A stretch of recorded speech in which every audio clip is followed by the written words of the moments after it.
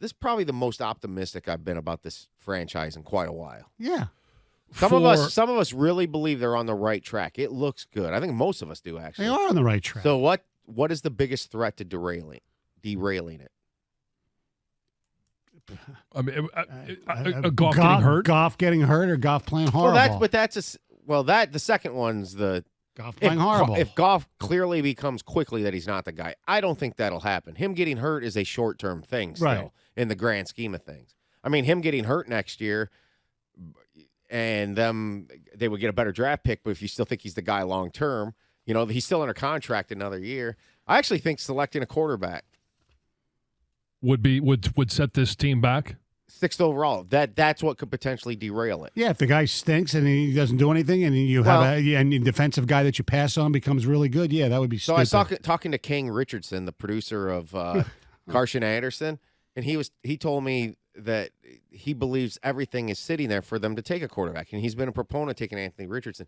He said that he would be willing to draft Richardson and stick with Goff as a starter still coming out of the gate. And if Richardson never starts, he'd still be fine with doing it.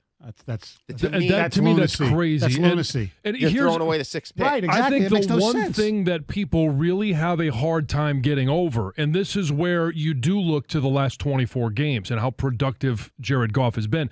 When he came here, all right, you're giving up Matthew Stafford, you get the 2 number 1 picks, you take on, Goff's contract. But when he came here, everybody believed that he was a bridge to whoever was next. They never really felt like he was going to have this 24-game stretch. And a lot of people at that time made the decision, he's not our guy. And they can't get over that. They can't get over the fact that he has played better. And whether it's Ben Johnson, it's Dan Campbell, it's the weapons, it doesn't matter. He's playing well. He's playing better. So you don't have to go and use a 6 overall pick resource to go get a quarterback. Who's going to sit for a year or two. It makes no sense to me. Antoine in Detroit, you're 97 on the ticket. Fellas, and that's why I'm tired of hearing this. Fellas, listen, man.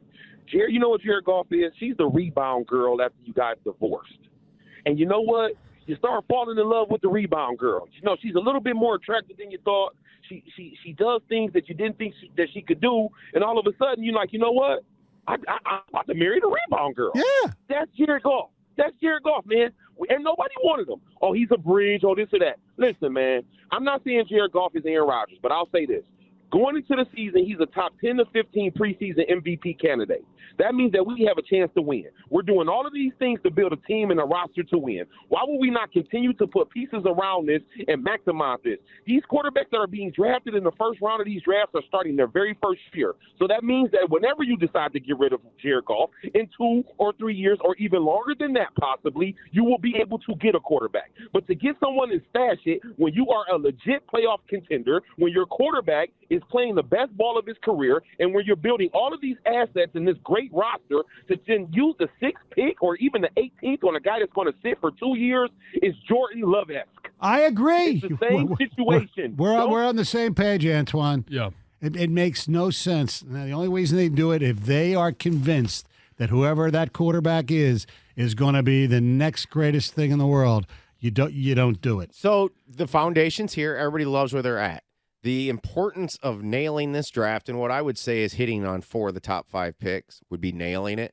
You got to give them a throwaway, right?